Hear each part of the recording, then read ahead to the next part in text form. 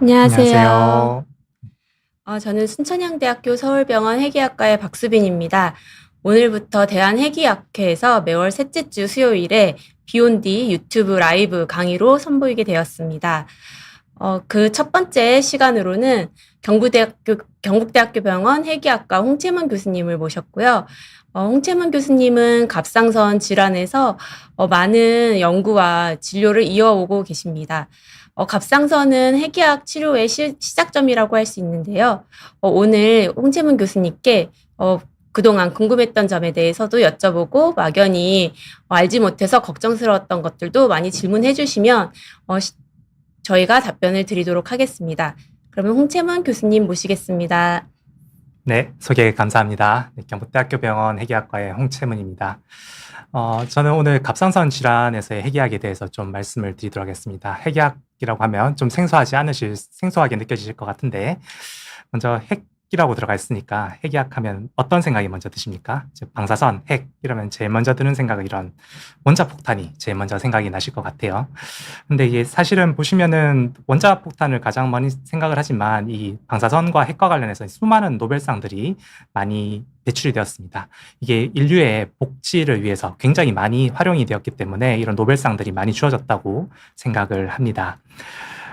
그래서 최초의 방사선 요드 치료는 1941년에 있었습니다. 이게 방사선을 사용을 해서 환자를 치료를 하고 특히 방사선 요드라는 것을 만들어 가지고 치료를 했던 것이 되겠고요. 최초에는 이렇게 환자가 있고 이렇게 큰 조금 이상하게 생겼을지도 모르는 이런 기계를 가지고 환자에게 몸에 들어가 있는 방사선 양을 측정을 하고 이렇게 치료를 하였습니다.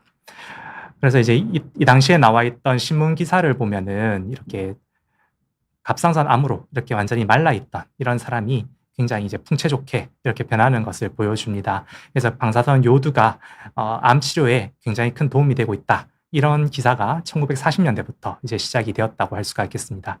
1941년이라고 하면은 우리가 아까 보여드렸던 그런 원자폭탄보다 훨씬 더 먼저 인체에 활용이 되었다. 이렇게 생각을 하시면 되겠습니다. 우리나라에서도 방사선 치료가 시작이 되었는데 생각보다 빠른 1960년도에 처음 방사선 치료가 시작이 되었습니다.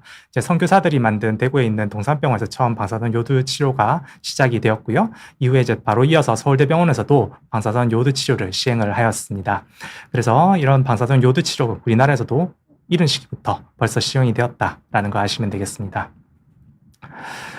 먼저 이 갑상선 질환은 크게 한 두 가지 카테고리로 나누어서 우리가 생각을 해볼 수가 있습니다. 갑상선 질환 첫 번째로 갑상선 기능이 문제가 있는 갑상선 기능 이상 문제 또는 갑상선 자체에 혹이 있는 갑상선 결절 이렇게 크게 나누어서 볼 수가 있고요. 갑상선 기능 이상이라고 하면 갑상선 기능이 과도하게 증가되는 갑상선 기능 항진증과 갑상선 기능이 감소되는 갑상선 기능 저하증 이렇게 두 가지로 나누어서 볼 수가 있겠고요. 갑상선 혹, 갑상선 결절은 이게 궁금한 거는 결국 이게 암인지 아닌지가 궁금하지 않겠습니까? 그래서 이게 양성인지 또는 악성인지 이렇게 나누어 주는 것들이 중요하겠습니다. 그래서 이 갑상선 기능 이상에 대해서 우리가 진단을 하기 위해서는 먼저 혈액 검사가 기본적으로 많이 활용이 됩니다. 혈액 검사를 해보면 갑상선 기능이 증가되었는지 감소되었는지 이런 것들을 알 수가 있고요. 그리고 이 갑상선 기능 이상이 생기는 원인들을 항체를 통해서도 알 수가 있고 염증 수치를 통해서도 알 수가 있고 그 외에 우리 갑상선 스캔이나 방사선 요드 섭취율 검사 같은 기능 검사를 통해서도 알 수가 있습니다.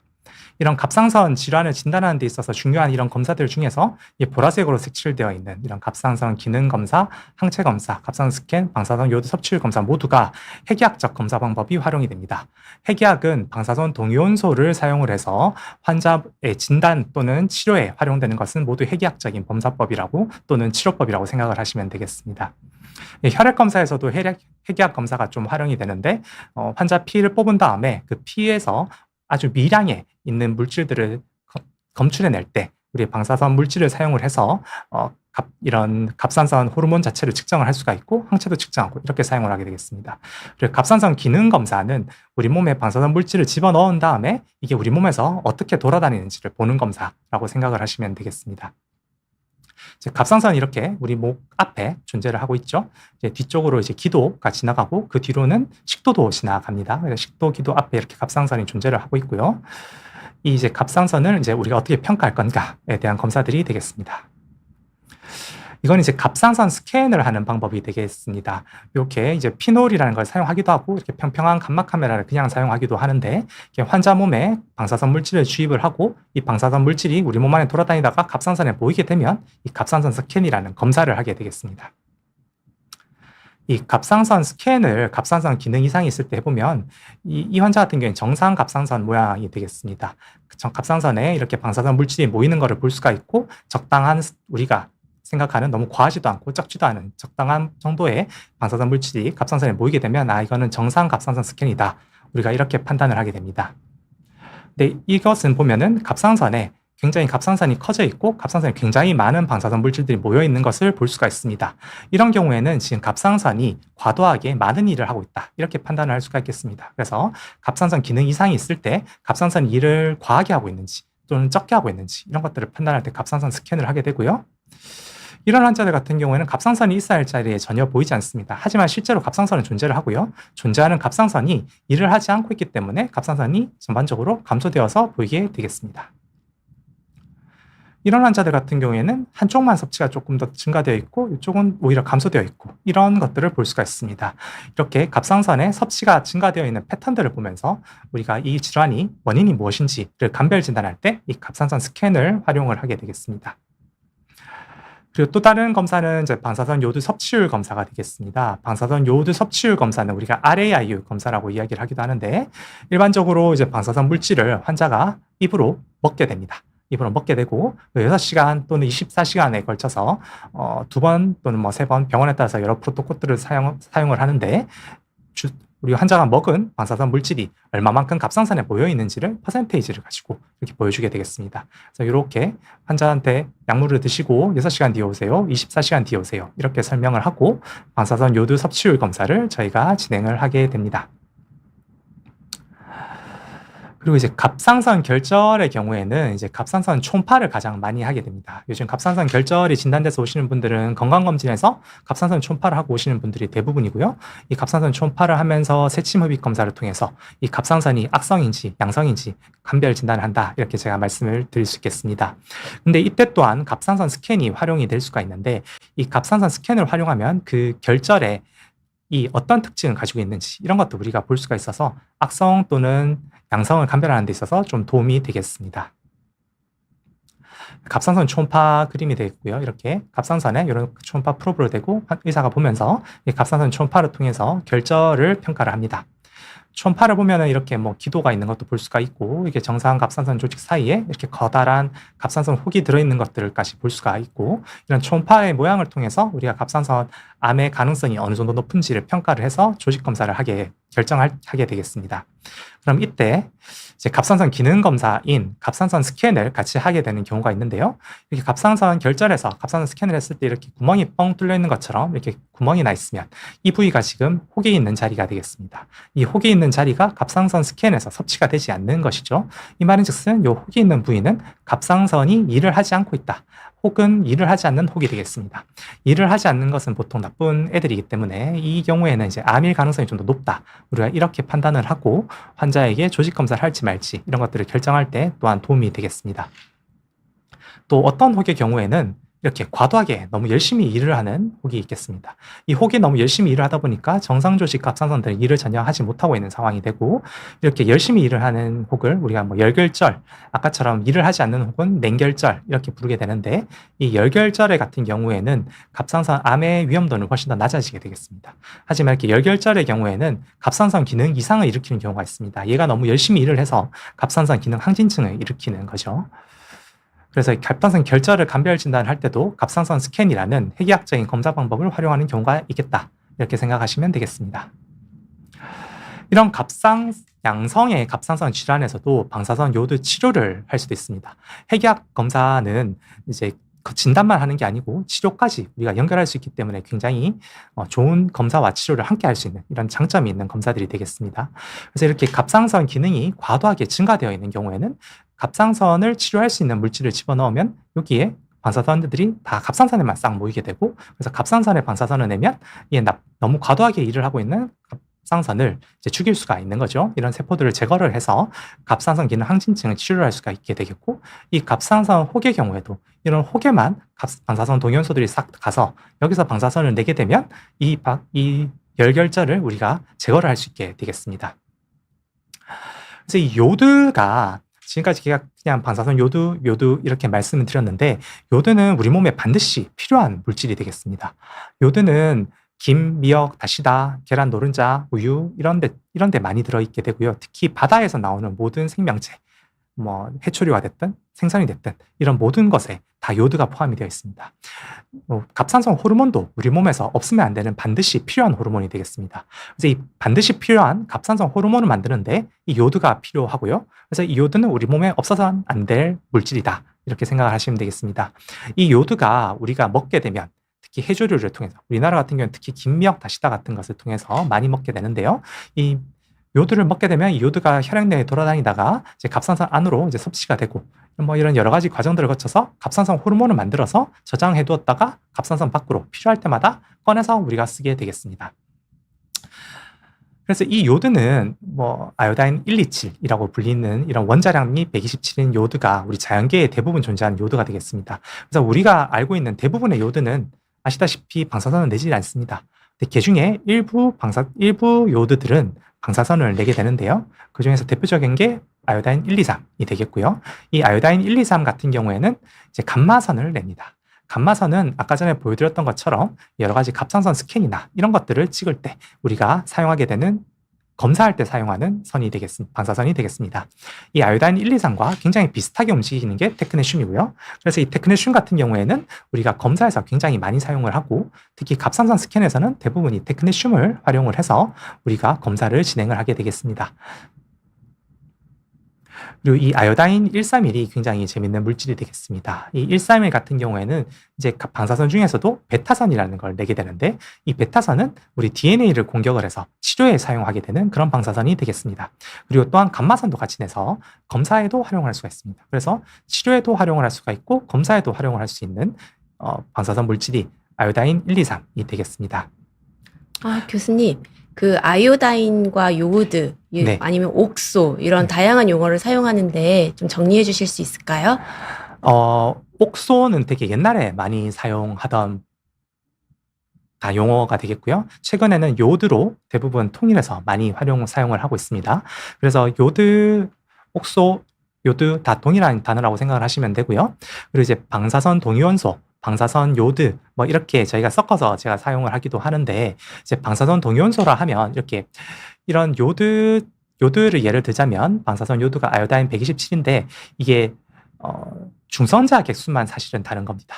예, 뭐 중성자 개수가 다르다면 조금 어렵게 생각하실 수도 있지만 중성자 개수만 다르고, 그래서 일반 요드랑 127, 123, 131 모두 다 똑같은 특성을 가지고 움직이게 됩니다. 우리 몸은 다 똑같은 요드로 인식을 하게 되는 거죠. 그런데 얘는 똑같이 갑상선 호르몬도 만들 수 있고 모든 것을 다 할 수 있습니다. 그런데 이게 이제 어떤 것은 방사선을 내고 어떤 것은 방사선을 내지 않는 거죠.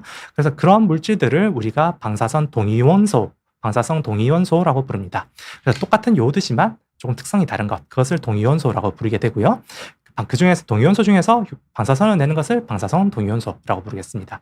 그래서 이 요드 중에서 방사선을 내는 것은 우리가 방사선 요드 이렇게 부르게 됩니다. 그래서 여기저기 뭐 강의나 또는 뭐 인터넷에 찾아보시면 굉장히 혼돈돼서 많이 사용이 되는데, 이런 것들은 다 똑같은 용어라고 일단은 생각을 하셔도 크게 무리는 없을 것으로 생각은 됩니다. 그래서 대부분에서 이제 치료에 사용되는 것은 아요다인 131이라는 방사선 요드가 되겠습니다. 그래서 이 검사를 했던 거는 대부분 이제 테크네슘 99M, 테크네슘 99라는 물질을 우리가 사용을 해서 검사를 대부분 하게 됩니다. 대부분의 병원에서 훨씬 더 가격이 저렴하고 쉽게 검사를 할 수 있기 때문에 보통 테크네슘을 많이 사용해서 이런 갑상선 스캔을 많이 하게 되고요. 근데 그 테크네슘과 방사선 요드는 거의 동일하게 움직이기 때문에 똑같은 위치로 갈 거라고 우리가 생각을 합니다. 그래서 이 요드를 특히 아요다인 131이라고 불리는 방사선 요드를 우리가 투여하게 되면은 그 요드는 대부분 이렇게 갑상선으로 가게 되고 또는 이렇게 열결절로 가게 되어서 우리가 원하는 부위에 딱 가서 여기에만 방사선을 쬐게 되는 겁니다. 대부분 방사선이라고 하면 되게 좀 걱정들을 많이 하시는데, 이런 방사선 요드 치료는 우리가 원하는 곳에만 딱 가서 정밀 포격 미사일처럼 딱 가서 치료를 할 수 있기 때문에 굉장히 좋은 표적 치료제 중에 하나라고 생각을 하실 수 있겠습니다. 어떻게 보면 표적 치료제의 시초라고 생각할 수도 있습니다. 그래서 이렇게 치료를 하게 되면은 갑상선 기능 항진증을 치료를 하고 열결제를 치료를 하는데 방사선 요드를 활용할 수 있겠습니다. 그리고 이제 실제로 방사선 요오드를 가장 많이 사용하는 것은 갑상선 암에서 가장 많이 사용을 합니다. 이제 갑상선 암은 굉장히 많은 암 중에 하나죠. 그래서 굉장히 많은 분들이 궁금해하실 걸로 생각이 되는데, 이 갑상선 암은 예후가 좋다고도 알려져 있지만 그럼에도 불구하고 전이를 하는 경우도 굉장히 많고, 또 전이를 했을 때는 또 예후가 안 좋은 경우들도 있기 때문에 그냥 무시할 수 있는 암은 아닙니다. 이 갑상선 암은 특히 주변에 목에 있는 림프절로 전이를 많이 가게 됩니다. 림프절로 전이를 많이 가서 이 갑상선 암은 치료의 기본은 저희가 수술적 절제를 하는 게 기본이 되겠습니다. 수술을 할 때 이 갑상선과 주변의 림프절, 그리고 갑상선 암 조직 모든 것을 한꺼번에 깨끗하게 제거를 하는 게 갑상선 암의 첫 번째 치료 목표가 되겠습니다. 그렇지만 그럼에도 불구하고 아무리 수술을 잘 하시는 교수님이 수술을 하신다 하더라도 아주 미세한 잔존 갑상선 조직은 남을 수밖에 없는 경우들이 있습니다. 특히 위험한 신경이나 혈관이 지나가고 있을 때는 특히 제거하기 어려운 부분들이 있을 수도 있고요. 그리고 특히 이런 미세전이 같은 경우에는 아무리 영상기술이 지금 발달을 했고 초음파가 아무리 발달을 하고 PET-CT를 찍고 뭐 이런 여러 가지 검사들을 한다 하더라도 세포 한두 개의 전이가 가 있는 것들은 우리가 보기 어려운 경우도 있습니다. 이런 경우에 우리가 방사선 물질을 투여를 하면 남아있는 갑상선 조직과 이런 미세 안전이에 모두 방사선이 다 흡수가 되게 됩니다. 이렇게 그 부위에 딱 정확하게 정밀하게 타격을 하면 이런 부분들을 다 깨끗하게 우리가 제거를 할 수 있게 되는 거죠. 그래서 이런 갑상선 암에서 방사선 요드 치료를 많이 활용하게 되는 겁니다. 그리고 이제 갑상선 암도 전이를 갑니다. 전신으로 전이를 가서 폐에도 전이가 가고 뼈에도 전이가 가고 이렇게 전신에 전이가 가는 경우들이 있고, 이런 경우에는 환자의 생존율이 굉장히 떨어지게 되는데요. 이런 경우에도 우리가 방사선 요오드를 딱 주사를 하게 되면은 원격 전이 부위에 방사선이 다 섭취가 되게 됩니다. 이렇게 섭취가 되면 이 부위에만 집중적으로 방사선이 쪼이게 되고 우리가 걱정하는 다른 정상 조직에는 거의 방사선이 가지 않게 됩니다. 그래서 이렇게 방사선 치료를 하게 되면 우리가 알고 있는 원격 전이까지 대부분 치료가 될 수 있고, 어떤 경우에는 완전히 다 제거되어서 없어지는 경우까지도 우리가 관찰할 수 있게 됩니다. 그래서 이런 방사선 요오드 치료는 굉장히 요즘에 나오는 여러 가지 신약에 비해서 굉장히 저렴하고 아주 효과적인 치료로 갑상선 암에서 첫 번째 치료로 이제 우리가 활용이 되고 있습니다. 그래서 이제 갑상선 암 치료를 할 때 이제 저용량 치료를 하게 되면은 우리가 외래에서 약을 먹고 집에 가세요 하는 경우도 있지만, 이제 고용량 치료를 하게 되면 이렇게 이제 격리병실에 납으로 차폐되어 있는 격리병실에 병원에 입원을 해서 치료를 받게 되기도 합니다. 이제 부작용은 생각보다 많이 심하진 않지만 이제 입원을 하게 되는 거는 우리가 방사선이 환자 몸에서 방사선을 먹고 난 환자 몸에서 방사선이 이렇게 나가고 있기 때문에 이 나가는 방사선을 다른 사람들한테 맞지 않게 하는 게 목표가 되겠습니다. 환자분 자체는 이것 때문에 어느 정도 부작용이 있을 수 있지만 그렇게 심하지는 않고요. 대부분의 경우에는 잘 버티시고, 이것 때문에 가족들이 방사선의 피해를 보는 건 막아야 되기 때문에 이런 격리병실에 입원을 해서 방사선 치료를 하게 되겠습니다. 이렇게 갑상선 암으로 방사선 요오드 치료를 하기로 했다면 이 치료 효과를 우리가 최대한 높여주는 게 필요하겠습니다. 이 최대한 높여주기 위한 우리 전략으로 갑상선 자극 호르몬을 증가시키는 방법과 저요오드시키, 이렇게 두 가지로 우리가 주로 활용을 하게 됩니다. 갑상선 자극 호르몬을 증가시켜 주기 위해서는 환자가 기존에 먹고 있던 갑상선 호르몬을 중단하는 방법을 사용을 하기도 하고요. 두 번째로 타이로젠 주사를 주는 방법을 사용을 하기도 합니다. 타이로젠 주사가 좀 더 부작용이 적지만 이것은 조금 보험이나 이런 문제들이 있을 수 있기 때문에 기준에 맞으면 타이로젠 주사를 사용을 하고, 또는 이제 전이가 있거나 이럴 경우에는 특히 갑상선 호르몬 중단하는 요법을 많이 사용을 하기도 합니다. 그리고 이제 저요오드 시기를 해서 환자들에게 치료 효과를 높이기 위해서 저요오드 시기를 합니다. 특히 우리나라 분들 같은 경우에는 평소에 요오드가 함유된 김미역 다시다, 해조류 이런 것들을 많이 먹는 경우들이 많기 때문에 평소에 어떤 것을 좀 바꿀 필요가 있습니다. 그래서 치료하기 1, 2주 전부터 저요오드 시기를 하게 되고요. 저요오드 시기를 잘 해줘야 우리 몸의 체내에 있는 요오드가 적어지고, 그래야 우리가 방사선 요오드를 줬을 때 갑상선 남아있는 조직이나 암 조직으로 잘 섭취가 되게 되겠습니다. 그래서 이렇게 두 가지 방법을 주로 활용을 하게 되겠습니다. 그래서 이제 좀 약을 끊는 방법이 조금 더 복잡하고 환자분들이 조금 더 어려워하시고 약을 끊었을 때 부작용들이 있는 경우들이 많아서 요즘에는 타이로젠 주사를 주는 경우들이 많은데, 타이로젠 주사는 치료하기 이틀 전에 하루 전, 이틀 전 두 번에 걸쳐서 주사를 하게 되겠습니다. 그리고 저요오드 시기는 공이 1에서 2주간 병원마다 차이는 있지만 저요오드 시기를 하는 것을 권고를 하고 있습니다. 그리고 이제 치료를 하게 되면 이게 저희가 아까 제가 처음에 중간에 말씀드렸다시피 아요다인 131이라는 방사선 물질을 활용을 하는데 이 물질은 치료도 하고 검사도 하고 이 두 가지 다 할 수 있는 아주 특이한 물질이라고 할 수가 있습니다. 그래서 우리가 치료를 하는 이 검사 물질을 주지만 이걸 통해서 우리가 영상 검사를 또 같이 할 수가 있습니다. 그래서 보통 2일에서 7일 사이에 영상 검사를 하게 되는데 그 영상 검사를 반드시 이때가 지나면 또 지나면 할 수가 없는 검사가 되기 때문에 환자분들 반드시 오셔서 해주시면 감사할 것 같습니다. 이렇게 검사를 보면 이렇게 전이 우리가 알지 못했던 미세 전이를 볼 수도 있고 남아있는 갑상선 조직 같은 것들을 볼 수도 있습니다. 이렇게 여러 가지가 이렇게 목에 몽글몽글 많이 섭취가 되는 것을 보면 이게 도대체 뭔지 조금 알기가 어려운 경우들이 많이 있습니다. 이럴 경우에는 이제 스펙트 CT라고 하는 CT와 같이 찍는 검사가 있습니다. 이 검사를 우리가 추가로 검사를 처방을 해서 하게 되면은 이렇게 정확하게 어느 위치에 방사선이 섭취가 되고 있는지 알 수가 있고, 이런 것들은 정상 갑상선 조직의 섭취겠구나 라는 것도 우리가 알 수가 있고, 이런 것들은 전이에 의한 섭취겠구나, 이런 것들을 판단을 하여서 우리가 앞으로 환자분들을 치료를 하는데 좀 더 정확한 방향성을 제시를 할 수가 있게 되겠습니다. 그래서 환자 치료했던 사진들을 좀 보여드리도록 하겠습니다.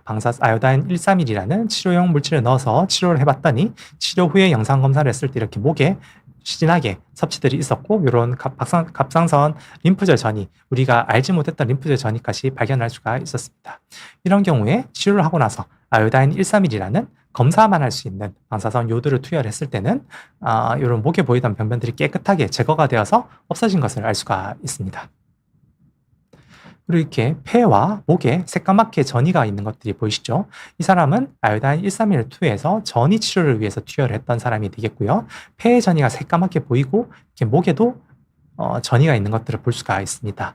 이런 경우에도 치료 후에 우리가 아요다인 1, 2, 3을 통해서 추적 검사를 하였습니다.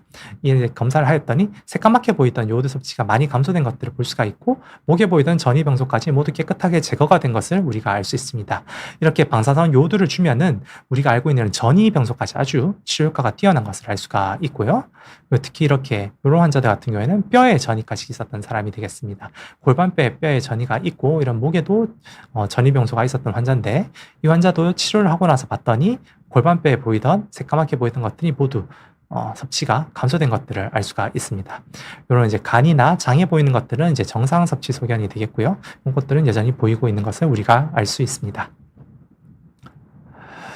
그리고 이제 갑상선암에서 이제 흔히 핵의학 검사라고 일반인 분들이 가장 많이 하시는 거는 FDG PET-CT가 되겠습니다. 이 FDG PET-CT 같은 경우에서는 이렇게 글루코스, 포도당 대사를 보는 것이 FDG PET-CT가 되겠는데, 이렇게 우리가 알지 못했던 전이들을 많이 새까맣게 이렇게 보면 이런 환자들은 우리가 알지 못했던 전이들을 찾는데 굉장히 큰 도움을 받고 있습니다. 최근에는 이게 보험의 기준이 많이 좀 바뀌다 보니까 갑상선 암 환자들에게서는 많이 잘 하지는 못하지만, 그래도 전이가 있는 것으로 생각되고 피검사상에서 암 수치가 계속해서 증가되는데 어디인지 찾지 못하는 경우에는 이렇게 FDG PET-CT를 찍어보면 도움이 되는 경우들이 많이 있습니다. 네, 오늘 제가 준비한 내용은 여기까지고요. 네, 질문 있으시면 주시면 답변 드리도록 하겠습니다. 네, 저 질문을 좀 드리겠습니다. 네. 그 갑상선 항진증으로 병원에 내원하신 분들이 이제 피 검사도 하시고 초음파 검사도 하시는데 핵의학 검사도 하시잖아요. 네. 어떤 경우에 이제 핵의학 검사를 하시고 그 이유가 뭔가요? 네, 크게 두 가지 정도를 생각을 해볼 수가 있는데요. 이제 이 갑상선이 현재 어떤 일을 하고 있는 게 어떤 상태로 일을 하고 있느냐에 대한 것이 중요합니다. 그런 것들이 알기 위해서는 피검사만으로 충분하지 않은 경우가 많아서 갑상선이 일을 잘하고 있는지 못하고 있는지를 보기 위해서 갑상선 스캔을 하는 경우가 많이 있고요. 그리고 두 번째로는 이제 결절이 냉결절인지 온결절인지 감별을 해야 될 필요가 있을 때, 이렇게 온결절이라고 하면 아까도 말씀드렸다시피 방사선 동요온소를 사용을 해서 치료를 할 수가 있기 때문에 치료 방향이 바뀔 수가 있습니다. 그래서 그런 치료 방향 여부를 결정하기 위해서 갑상선 스캔을 추가적으로 하는 경우가 있고, 방사선 요드 섭취 검사, RAIU 검사 같은 경우에는 우리가 동요온소 치료를 할 때 용량 결정을 하기 위해서 RAIU를 검사를 하기도 합니다. 네. 그러면은 아까 핵의학 그 방사성 요오드 치료를 갑상선 암에서 한다고 하셨는데 타이로젠 주사법이 네, 많이 네. 요새 사용하는데 우리나라 경우에는 보험 적용이 좀 제한이 있잖아요. 네, 맞습니다. 일생에 한 번 정도 방사선 치료 때 할 수가 있고, 그리고 추적 검사, 아까 전에 보여드렸던 아요다인 1, 2, 3 검사를 할 때 한 번 해서 총 2번 정도밖에 보험 적용이 되지가 않습니다. 그래서 환자가 이제 전이가 있거나 하면 저희가 2번, 3번, 4번 뭐 이렇게 여러 번 동연수 치료를 하게 되는 경우가 있는데, 그때는 현재는 타이로젠이 보험 급여로서 적용은 어려운 상태가 되겠습니다. 네, 네. 또 질문을 좀 드리겠습니다. 네네. 그 방사선 요오드 치료를 하시는 분들께 병원에서 이제 안전 주의사항에 대해서 말씀을 드리고 이제 네. 가족분들한테 뭐 피해가 되지 않게 그리고 직장은 언제 돌아가라고 하는데 언제쯤 직장에 돌아가면 좋을까요? 이 같은 경우에는 보통 2에서 3주 정도 아주 굉장히 보수적으로 얘기하기 서 2에서 3주 정도까지 이야기를 드리고, 사실은 뭐 거리만 확보가 되면 바로 다음날 가셔도 상관은 없습니다. 저희가 뭐 밖에 나가도 안 되는 환자를 집에 보내드리지는 않으니까요. 그래서 이제 법적으로 크게 문제는 되지 않는데, 이렇게 가까이 있게 되면은 가까이 있으면 있을수록 가까운 데 있는 분들이 이제 방사선 피폭을 받을 가능성이 높아지기 때문에, 만약에 혼자서 일을 하신다거나 혼자 뭐 공간에 있으실 수만 있다면은 뭐 바로 일을 하셔도 별 상관이 없습니다. 네, 채팅에 질문이 들어왔습니다. 30대 해피바이러스님이 질문을 주셨고요. 30대 중반 여성이고 3cm 정도 되는 결절이 있어 추적 관찰 중입니다. 1년에 한 번 정도 주사기로 물을 빼주고 있다고 하시는데 이런 것도 핵약으로 치료가 가능한가요? 물리 차 있는 혹 같은 경우, 갑상선 결절 같은 경우에는 보통 양성 결절로 우리가 보통 생각을 하고요. 이런 경우에는 저희 의사들은 사실은 100%라는 게 없기 때문에 뭐 무조건 괜찮습니다 이런 얘기는 못하지만, 그래도 굉장히 양성으로 유지될 가능성이 높은 것이라고 생각을 하셔도 될 것 같습니다. 네, 핵약적 치료 같은 경우에는 요 방법으로는 요런 경우에는 조금 어려운 면이 있고요. 요런 경우에는 이제 계속해서 물을 빼주고 계시다면은 에탄올 주입을 통해서 그 물혹을 제거하는 방법을 사용해 볼 수는 있습니다. 그래서 이런 부분들은 지금 다니고 계시는 선생님하고 상의를 해보시면 좀 도움을 받으실 수 있을 혹으로 생각이 됩니다. 네. 네, 그리고 해피바이러스님이 추가 질문을 해주셨는데 이제 혹시 양성 결절로 진단받았지만 갑자기 악성으로 바뀌거나 하지 않는지 궁금하시다고 하는데. 그렇죠. 저도 이제 이게 되게 어려운 이야기입니다. 저도 이제 환자분들 보면서 이제 결절 환자들 보면서 이게 계속해서 추적 관찰을 할 수밖에 없고, 이걸 언제까지 해야 된다 이런 거에 대한 기준이 조금 아직까지 명확하지는 않은 것 같습니다. 그래서 양성인 경우에도 보통은 처음에는 뭐 3개월, 6개월 이렇게 보다가 좀 괜찮고 크기가 잘 커지지 않으면 1년 간격, 조금 더 괜찮으면 더 길게 2년, 3년 이렇게 또 보게 되는 경우가 있고요. 근데 이게 이후에 어떻게 되는지는 아직까지 좀 연구가 많이 필요할 걸로 생각이 됩니다. 네, 이애님께서 질문을 해주셨는데요. 이제 핵약은 방사능을 주로 사용하니까 임신이나 수유 중에 핵약 검사가 영향을 주는지 네, 궁금해하십니다. 특히 임신이나 수유부 같은 경우에 걱정이 굉장히 많으실 것 같은데, 가능하면 안 하는 쪽으로 저희 보통 설명을 많이 드리죠. 특히 임신이나 수유 중인 경우에는 반드시 병원에 미리 얘기를 해주셔서 주사만 방사선 물질을 몸에 넣는 거기 때문에 조금 피하는 것이 좋고요. 근데 이제 그 환자분의 질환의 상태에 따라서 좀 다릅니다. 그래서 반드시 검사가 필요한 경우가 있을 수가 있거든요. 그런 경우에는 또 수유를 며칠 중단하거나 뭐 이런 것들을 저희가 활용을 하기도 합니다. 그래서 그런 것들은 검사마다 차이가 있을 수가 있어서 한번 상의를 해보시면 좋을 것 같습니다. 네. 네, 또 닉네임이 재밌으신데요. 식탐 많은 콧물 여왕님께서 질문해 주셨습니다. 치료 효과를 높이기 위해서 저요오드 시기를 하는데 좀 식이요법에 대해서 설명해 주실 수 있을까요? 이 요드 치료를 할 때 이제 저요드 시기 하는데 이게 환자분들 굉장히 사실 힘들어 합니다. 1에서 2주 정도긴 하지만 김미역다시다 아까 제가 말씀드렸고, 소금, 그러니까 바닷물에 들어가는 소금에 또 요도가 굉장히 많이 들어있거든요. 그래서 특히 우리나라 같은 경우 염장식품 굉장히 많이 먹습니다. 김치라든지 장아찌라든지 이런 거 평소에 담아두셨던 거라서 하나도 먹을 수가 없게 됩니다. 그래서 이런 것들을 이제 천일염이 아닌 다른 무요드 소금을 통해서 만든 음식으로만 드셔야 되기 때문에 굉장히 식이 조절하기가 어렵습니다. 그래서 치료하기 1에서 2주 정도는 조금 열심히 저요드 시기를 해주시는 게 필요하고요. 그 이후의 기간에 있어서는 특별히 식이 조절은 권고를 드리지 않습니다. 특별히 할 필요가 없는 것으로 생각하시면 되겠습니다.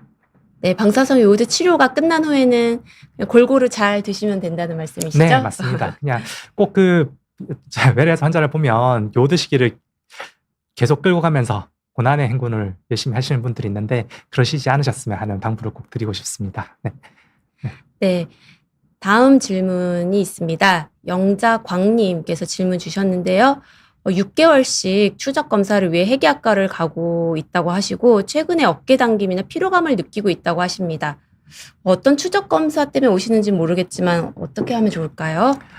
네, 이게 뭐 피로감 같은 경우에는 이제 갑상선 호르몬의 농도에 따라서 조금씩 차이가 생길 수가 있습니다. 그래서 이게 보통 6개월에 한 번씩 가시면 혈액 검사를 하시게 될 건데 혈액 검사상 갑상선 호르몬 수치를 일단은 확인을 해볼 필요가 있고요.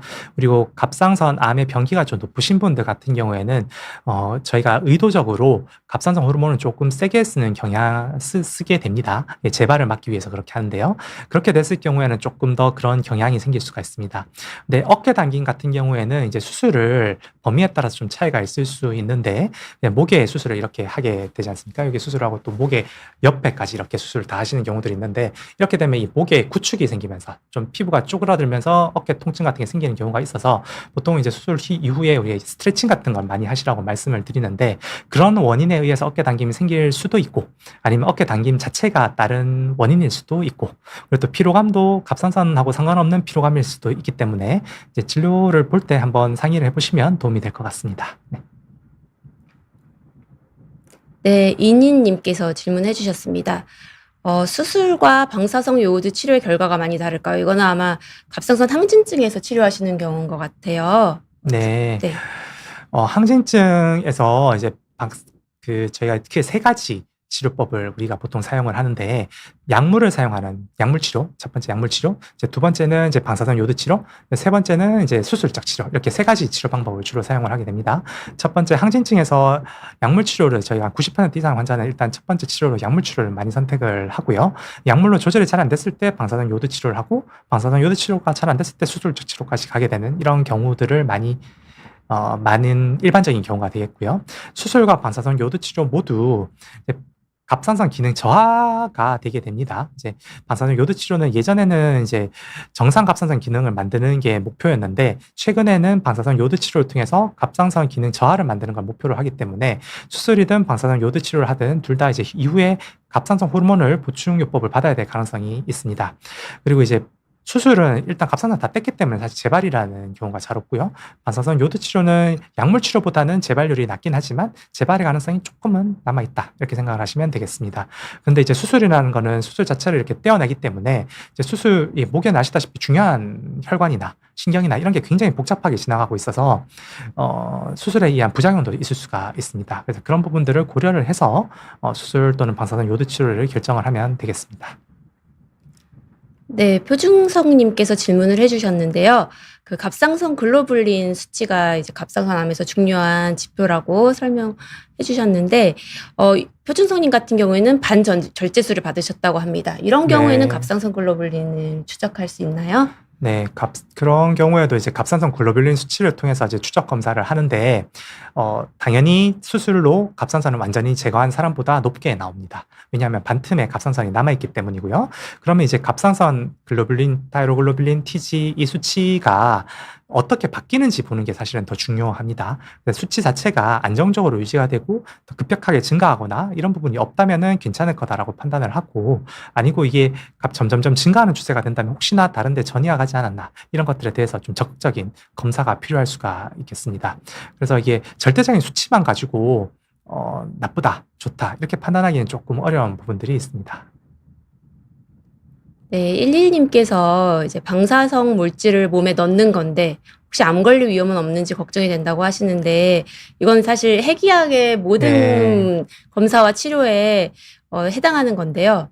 네.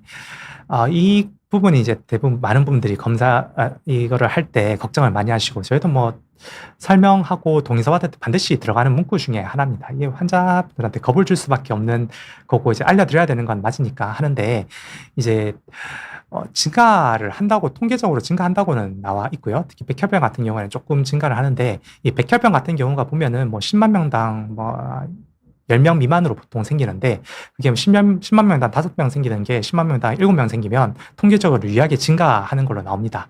그래서 통계적으로는 당연히 뭐 30%, 40% 또는 뭐 100% 이렇게 방사선 요드 치료를 했을 때 증가한다고 되어 있지만 우리가 실제적으로 그게 절대적인 수치가 너무 낮으니까 그런 경우에 이게 진짜 문제가 있는 것으로 생각하고 치료를 안 해야 되느냐 이 부분에 있어서는 고민을 해볼 필요가 있습니다. 그래서 저의 생각으로는 이 부분에 있어서는 너무 크게 고려할 필요는 없으시다라는 말씀을 먼저 좀 드리고 싶고요.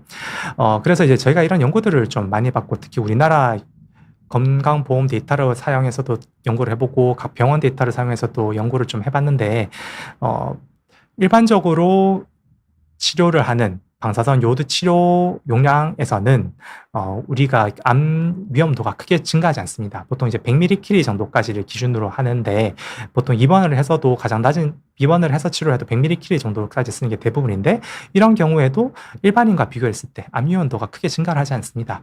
근데 그것보다 더 많이 사용하게 되는 경우는 실제로 환자들이 아까 전에 보여드렸던 것처럼 폐에 전이가 있거나 뼈에 전이가 있거나 이런 전이가 있는 경우에 200mK 이렇게도 많이 사용을 하는데요. 그렇게 됐을 때 전이가 있을 때 사용하는 경우에는 암의 위험도가 증가를 하는 거를 사실 고려할 필요가 없죠. 이미 있는 암을 치료하는 게 더 중요하기 때문입니다. 그래서 의사들도 이런 치료를 할 때는 반드시 고려를 합니다. 그래서 암 위험도가 증가하는 것과 실제 환자분들이 이 치료를 받았을 때 받을 수 있는 혜택, 재발이 감소하는 것, 추가적인 치료가 줄어드는 것 이런 것들을 모두 고려를 해봤을 때는 치료를 받는 게 좀 더 적합하다라고 판단되는 기준들을 가지고 저희가 방사선 요드 치료를 하고 있고요. 그리고 검사도 마찬가지입니다. 실제 검사는 치료보다는 훨씬 더 적은 설량을 받게 되는데 그럼에도 불구하고 이 검사를 요즘엔 많이 하니까 자꾸 반복적으로 하면 좀 암 위험도가 증가한다 뭐 이런 연구 결과들도 있고 뭐 그렇지 않다는 결과들도 있고 굉장히 혼재되어 있는데 뭐 가능하면 안 받는 게 좋겠죠. 가능하면 안 받는 게 좋기 때문에 그런 것도 이제 뭐 과도한 검사를 하는 거는 좀 지양을 하고 꼭 필요한 검사들을 하는 것을 위해서 목표를 하고 있습니다. 그래서 그런 각 검사들마다도 할 때는 이런 위험도와 또는 환자가 얻을 수 있는 이익 이런 것들을 고려를 해서 검사를 처방을 하고 있습니다. 네, 맞습니다. 그 방사선을 쓰는 이제 의료 검사나 치료는 의료진과 상의해서 이익이 큰 경우 이렇게 사용을 하게 되는 거고, 만약에 이제 환자분들이 뭐 여러 병원을 다니셔서 여러 병원에서 각각 검사를 받게 되는 경우에 이제 의료진들이 서로 그걸 모르기 때문에 그럴 경우에는 좀 이제 걱정이 되는데, 한 병원에서 한 주치의 선생님께 계속 다니신다면 방사선이 과도해서 생기는 문제는 없을 것 같습니다. 네, 네. 함승건님께서 내일 갑상선 검사를 받으러, 아마 핵약 검사를 받으러 가시나 본데요. 오늘 요오드 영양제를 복용했다고 하십니다. 괜찮을까요? 일단은 일반적으로 큰 문제는 없을 걸로 생각이 되고요. 보통 이제 영양을 받는 검사를 하신다면 검사를 하기 전에 미리 아마 중단을 하시라고 말씀을 들었을 것 같아요. 이제 그래서 갑상선 섭취 검사라고 불리는 RAIU 검사 이외에는 사실상 크게 영향이 없기도 하기 때문에 크게 걱정 안 하셔도 될 것 같긴 합니다. 네. 네. 이제 아까 펫시티 사진에서 이제 네. 갑상선암 전이된 걸 너무 이렇게 뚜렷하게 보인 사진을 보여주셨는데, 이제 펫시티로 아는 방법과 초음파로 아는 것이 정확도가 다른지 고고님께서 질문하셨습니다. 네, 위치에 따라서 차이가 있습니다.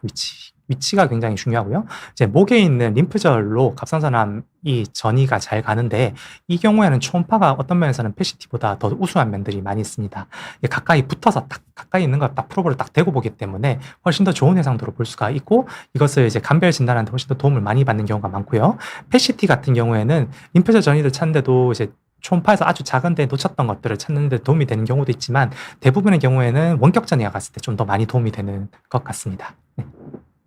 네, 그래서 이제 갑상선 글로불린 수치가 점점 오르는 네. 환자들에서 아까 펫시티 찍는다고 알려주셨는데, 이제 그럴 경우 몸에 이제 숨어있는 암세포를 찾기 위해서 펫시티가 사용이 됩니다. 네, 맞습니다. 그래서 보통은 갑상선 글로불린 수치가 증가하면 제일 먼저 쉽게 할 수 있고 상대적으로 저렴한 검사 초음파니까 먼저 초음파 검사를 해보고 초음파는 몇 번을 했는데 잘 안 나오면 이제 그때 이제 펫시티 검사로 하는 이런 순서를 가지고 보통 일반적으로 넘어가게 되겠습니다.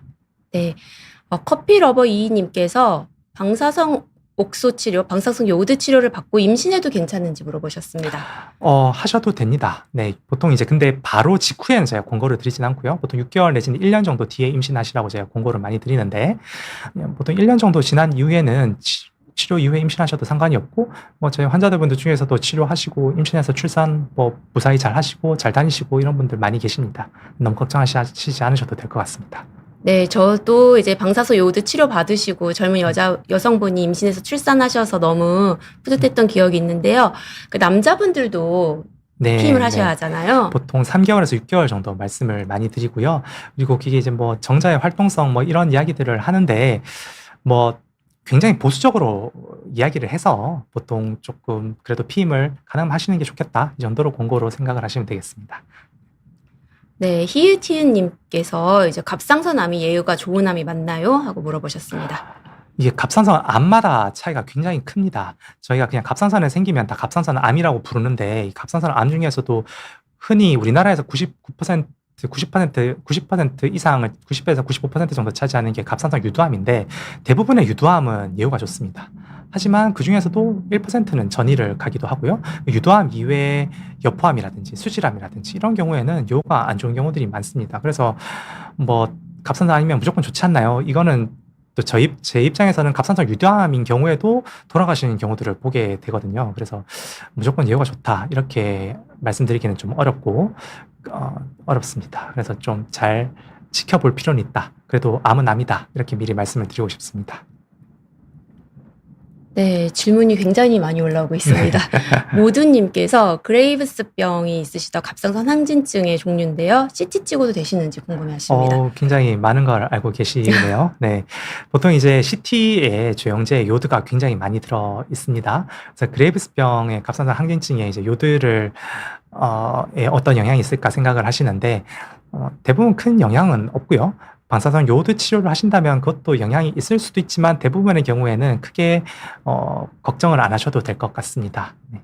근데 이제 조영제가 들어있는 조영제가 들어있고 조영제 요오드가 많이 들어있기 때문에 방사선 동요소 치료가 예정이 되어 있으신 분들은 CT 찍는 거를 좀 피하시는 게 좋겠습니다. 특히 암이라든지 항진증도 마찬가지인데, 그렇다면 이제 담당 의사와 좀 상의를 하시면 좋겠습니다.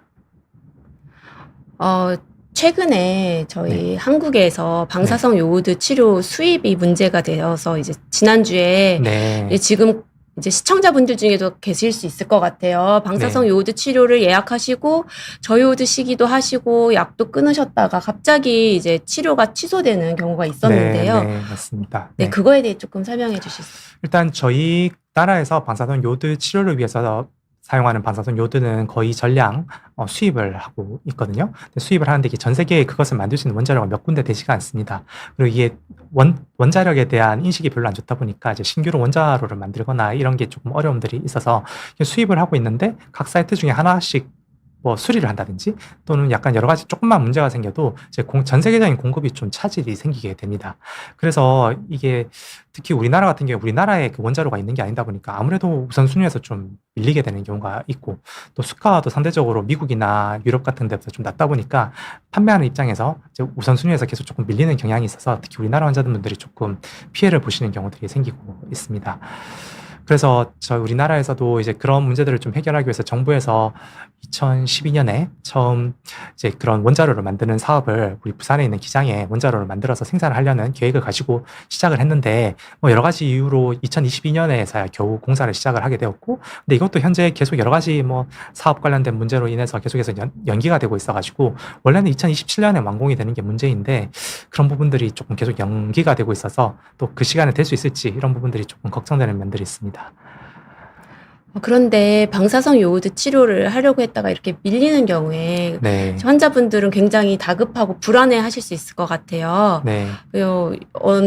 불안해 하시는 걸 어떻게 좀 위안을 하실 수 있을까요? 네, 이게 대부분의 경우에는 하루 이틀 차이에 그렇게 막 급격하게 악화되거나 이런 경우가 많지는 않아서 너무 걱정하실 필요는 없지만, 그래도 최대한 빨리 받으실 수 있게 저희가 일정 조정을 위해서 노력하고 있으니까 의료진들 좀 믿고 좀 잘 따라와 주셨으면 감사하겠습니다.